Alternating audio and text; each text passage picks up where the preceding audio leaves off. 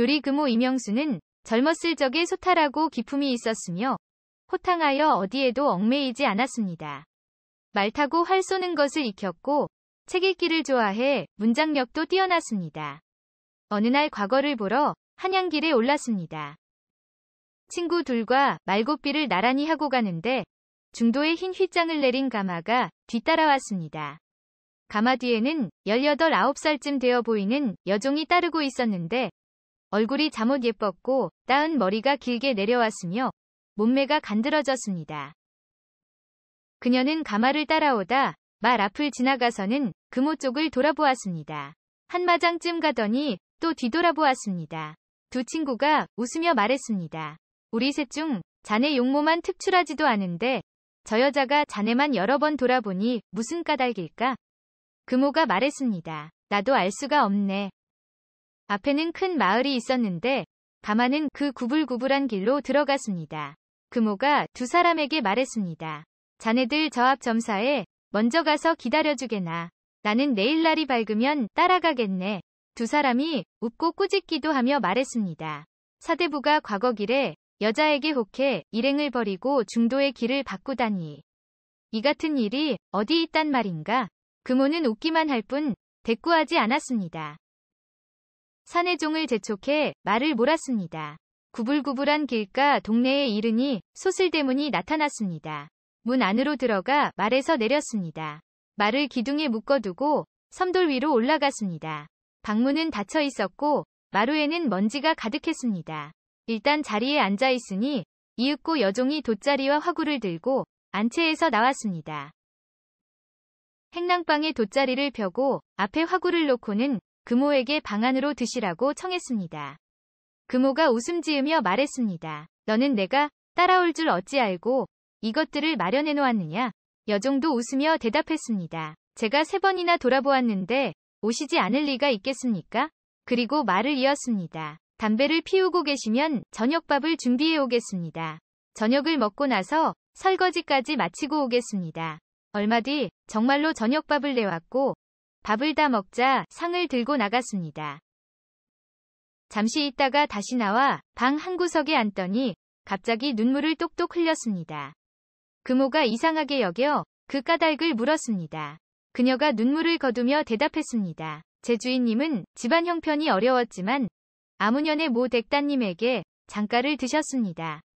어느 날 부인이 친정 부모를 뵈러 갔다가 돌아오던 길이었는데 돌풍에 가마 휘장이 거쳤지요. 때마침 완악한 중놈이 부인의 미모를 엿보고 외람되게도 음탕한 마음을 품고 가마를 쫓아왔습니다. 부인을 강제로 욕보이고 주인님까지도 살해했지요. 그 뒤로 중놈이 자주 왕래하고 있으니 분하고 원통하지만 한 여자의 몸으로는 어찌할 방법이 없습니다. 힘있는 선비를 암암리에 구해 복수를 도모하고자 했으나 그럴 만한 인물을 만나지 못했지요. 좋은 활과 굳센 화살을 몰래 구해놓고 기다린 지도 오래되었습니다. 세 사람이 함께 갔는데 하필이면 왜 나를 골랐느냐? 어르신의 풍모가 강건하여 이 일을 좋게 도모할 수 있을 것 같았기 때문이지요. 중놈은 지금 어디 있느냐? 저 방 안에서 제 상전인 부인과 놀아나고 있습죠. 금오가 즉시 화살을 활시위에 걸고 여종을 시켜 앞에서 인도하게 했습니다. 문 안으로 따라 들어가 어두운 곳에 몸을 숨기고 엿보니 촛불이 환히 켜져 있었습니다. 중놈은 옷을 풀어젖히고 가슴을 드러내고는 술에 취해 벽에 기대 있었습니다. 금오는 온 힘을 다해 활시위를 끝까지 당겨서는 쏘았습니다. 화살이 중놈의 가슴에 명중했습니다. 중놈은 외마디 비명을 크게 한번 지르고는 그대로 쓰러졌습니다. 부인도 쏘려 하니 여종이 말리며 말했습니다. 소행은 비록 저러하지만 그래도 제 상전입니다. 제 손에서 죽게 할 수는 없으니 스스로 죽게 해주십시오. 그리고 버려두고 떠나는 게 좋겠습니다.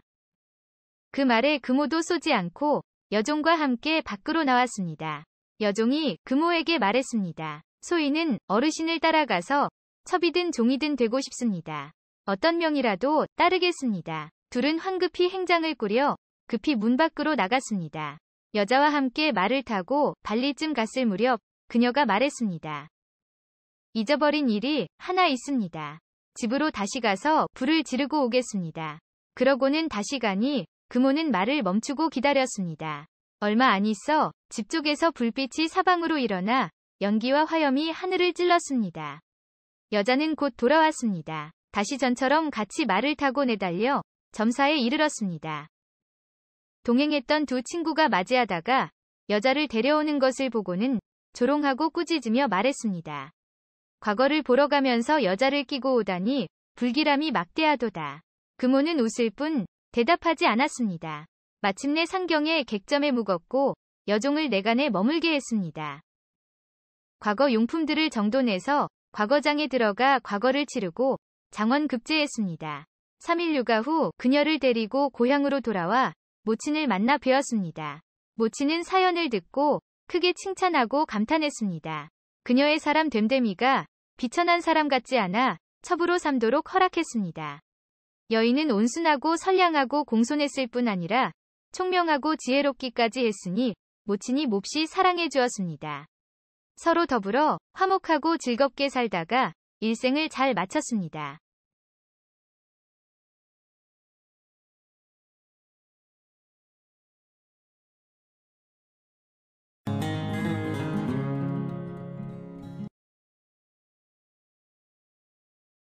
한 가난한 선비가 아내를 잃고는 학동 10여 명을 모아 가르치며 생계를 이어갔다. 얼마 뒤 먼 지방의 여인을 아내로 다시 맞이했다. 부인이 시집와 보니 집안이 쓸쓸하고 한섬 양식도 없었다. 가장은 배고픔을 견디며 책만 읽을 뿐 집안 살림을 돌보려 하지 않았다. 선비의 당숙 중에 무장이 있었다. 부인이 남편에게 천금을 빌려서 살림 미천으로 삼자고 하니 선비가 한참 웃음을 짓다가 말했다. 당숙이 빌려주려 하겠소? 또 나는 평생 남에게 그런 말을 해본 적이 없소. 부인이 남편의 당숙에게 직접 편지를 썼다. 원컨대 천금을 빌려주시면 1년 뒤에 꼭 갚겠나이다. 당숙 집안 자손들과 부녀자들이 모두 빈정댔다. 신부가 시집 온 지 불과 며칠도 안 됐는데 친척에게 천금을 빌려달라 하니 정말 몰지각한 여자로구나. 모든 사람이 시끄럽게 꾸짖었지만 당숙은 이렇게 말했다. 그렇지 않다. 내가 전에 신부를 보니 녹록한 여자가 아니었다. 또 편지에 천금을 쉽게 말하니 가히 그 큰 뜻을 봄직하구나. 그러고는 답서를 써서 흔쾌하게 허락했다. 부인이 돈을 받아 다락에 숨겨두니 선비는 놀라면서도 부인에게 맡겨두고 그 동정을 살펴볼 뿐이었다. 부인은 집에는 부릴 만한 종이 없는 걸 알고 가끔 학동들을 초대해 떡을 주었다. 학동들이 모두 감동해 시키는 일마다 종과 다름없이 했다. 드디어 학동들에게 돈 몇 푼씩을 주고는 성 안팎 약방과 역관집으로 가서 감초를 사오게 했다. 이렇게 수사머리 지나니 감초가 동이나 그 값이 5배나 뛰었다. 즉시 감초를 팔아서 3, 4천 금을 벌었다. 집을 사서 솥을 걸고 노복들을 세우니 하루아침에 가산이 넉넉해졌다. 당숙에게 편지를 보내고 천금을 갚으니 그 집에서 다들 크게 놀랐다. 1년을 기한으로 했는데 반년도 지나지 않아 갚았기 때문이다. 전에 꾸짖고 조롱하던 사람들도 모두 현명한 부인이라고 칭찬했다. 당숙도 아주 기특하게 여기고는 찾아와서 새 집을 구경하고 천금을 돌려주며 재산을 모으는 자산으로 삼게 하려 했다. 그러자 신부가 말했다. 이 세상의 사람으로 태어나 입고 먹는 것에 근근히 만족하고 향리 친척들이 착한 사람이라 일컫는다면 그것으로 만족할 뿐 어찌 부자가 되려 하겠습니까? 또 부자는 여러 사람이 다 꺼리니 제가 정말 원치 않습니다. 고사하며 받지 않았다. 부인은 길쌈을 부지런히 하고 집안을 다스리는 데 힘썼다. 부부가 해로하고 자손이 영달하니 한 번도 궁핍하지 않았다 한다.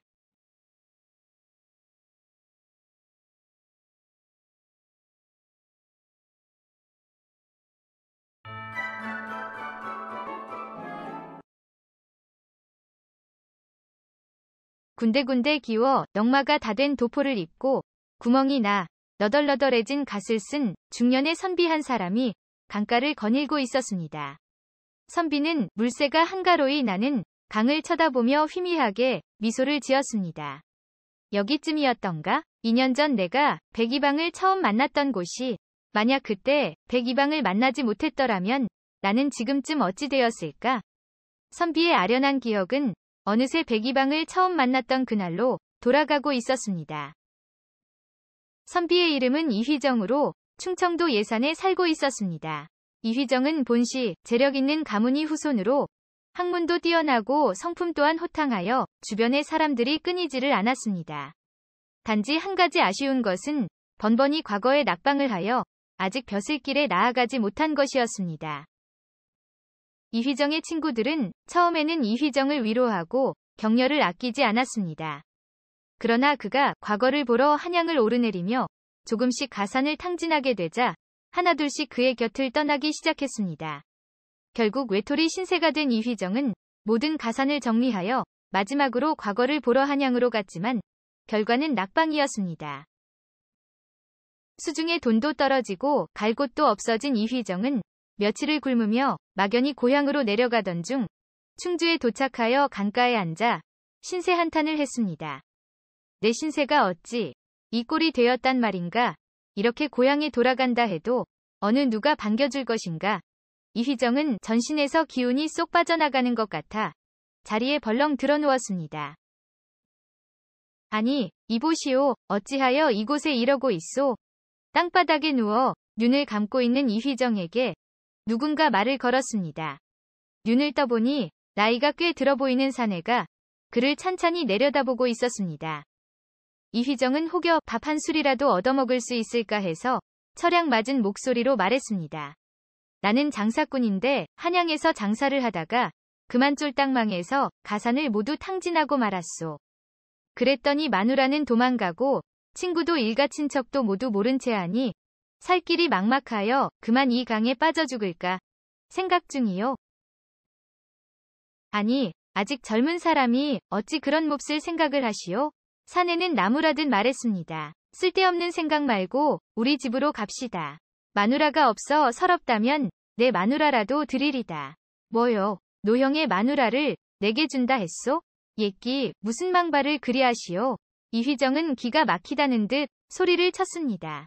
어허, 이 사람 내 말이 실없는 소리로 들리시오? 이래봬도 내 마누라가 이 동네에서는 알아주는 미색이라네.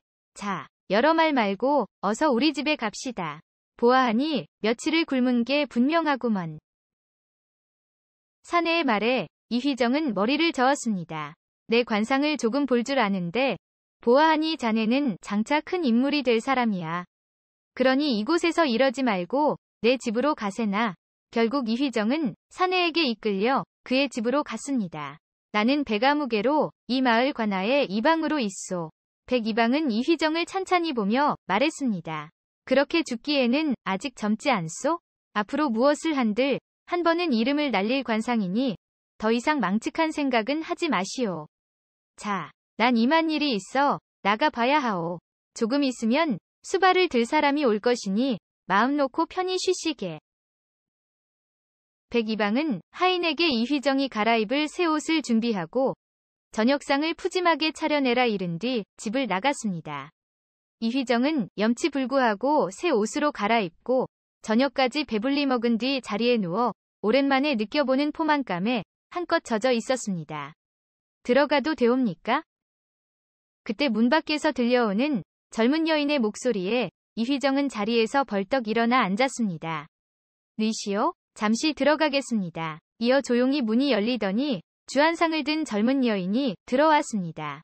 주인께서 바쁘셔서 대신 왔사옵니다. 여인은 조금은 수줍은 듯했습니다. 그래도 누군지 알아야 우선 한 잔 받으세요. 여인은 이휘정이 말을 마치기도 전에 술을 권했습니다. 한 잔, 두 잔. 여인은 말없이 술잔을 채웠고 계속해서 잔을 비우다 보니 이휘정도 어느덧 술기운이 올랐습니다. 그러나 무엇이든 과하면 실수를 하게 되는 법. 이휘정이 술기운에 바라보니 눈앞의 여인이 그리 어여쁠 수가 없었습니다. 자세히 보니 30이 갓 넘은 것 같았습니다. 이휘정은 백이방이 자신을 대접하려고 기생을 부른 것으로 생각하고는 살며시 여인의 손을 잡으려 했습니다. 그러자 여인은 깜짝 놀라며 한 걸음 뒤로 물러나 앉았습니다. 순간 이휘정의 머리에 낮에 백이방이 하던 말이 생각났습니다.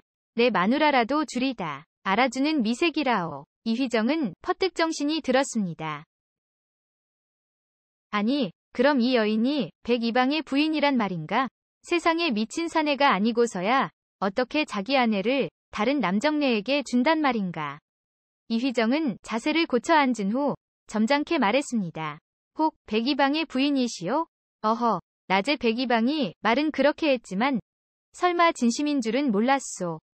난 그저 부인이 기생이나 이 집 몸종이려니 생각했소이다. 이휘정은 어이가 없었습니다. 대관절 무슨 망측한 일이란 말이요? 백이방이라는 사람은 나를 어찌할 속셈으로 이러는 게요? 저 실은 소녀는 백이방 어른의 소실이옵니다. 사실 저도 백이방 어른이 시키는 일인지라 어쩔 수 없이 이 방에 들어왔답니다. 여인은 평소 백이방이 많은 사람들을 구제해 주었다는 것과 자신의 아버지가 억울한 누명을 쓰고 죽게 된 것을 백이방이 돈을 써서 풀어주었다고 눈물을 흘리며 이야기했습니다.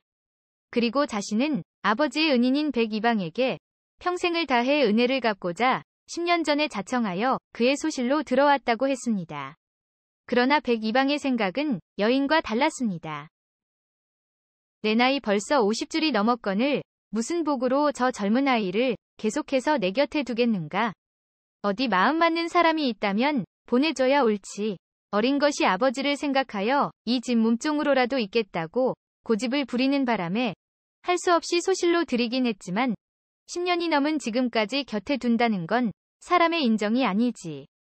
백이방은 괜찮은 사람만 나타나면 두말 없이 여인을 내보낼 마음을 품고 있었습니다. 그러던 차에 마침 강가에서 이휘정을 보자 행색은 초라해도 그 인물이 귀한 상인지라 여인을 보내기로 결심한 것이었습니다.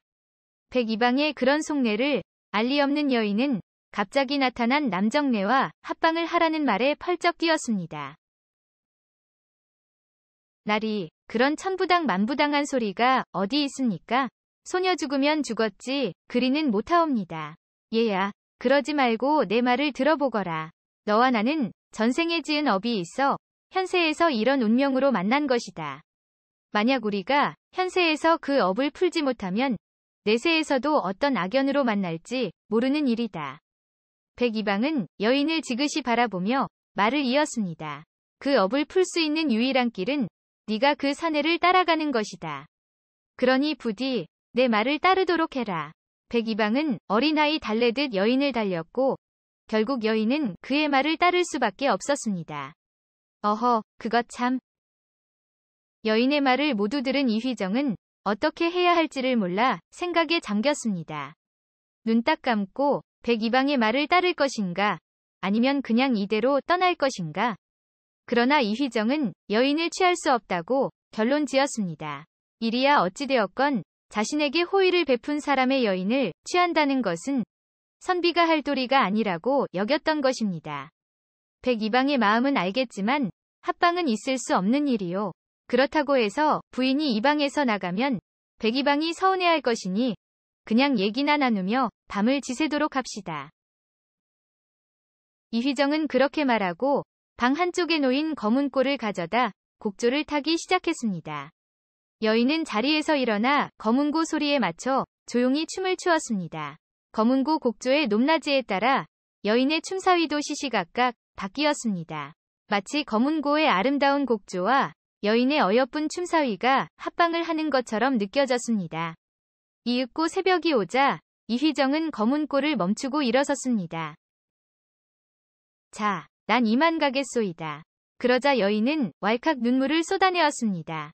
밤새 자신과 백이방의 체면을 지켜준 이휘정의 위리와 호탕함에 간복하고 만 것입니다. 어찌하여 눈물을 보이십니까? 부인은 정조를 지켰고 나는 백이방에 대한 위리를 지켰지 않소. 백이방이 돌아오면 이 은혜 잊지 않겠다고 전해주시오. 강가에 앉아 지난 생각에 잠겨있던 이휘정은 회심의 미소를 지으며 자리에서 일어났습니다. 백이방이 자신의 관상이 귀한 인물이 될 거라 하고 강에 빠져 죽겠다는 자신에게 첩을 준 훈훈한 정에 다시 심기일전하여 공부에 매진할 수 있었던 은인과도 같았던 백이방이었습니다. 그때나 지금이나 내 행색이 말이 아니니 백이방이 보면 뭐라고 할까? 이휘정은 백이방의 집으로 향했습니다.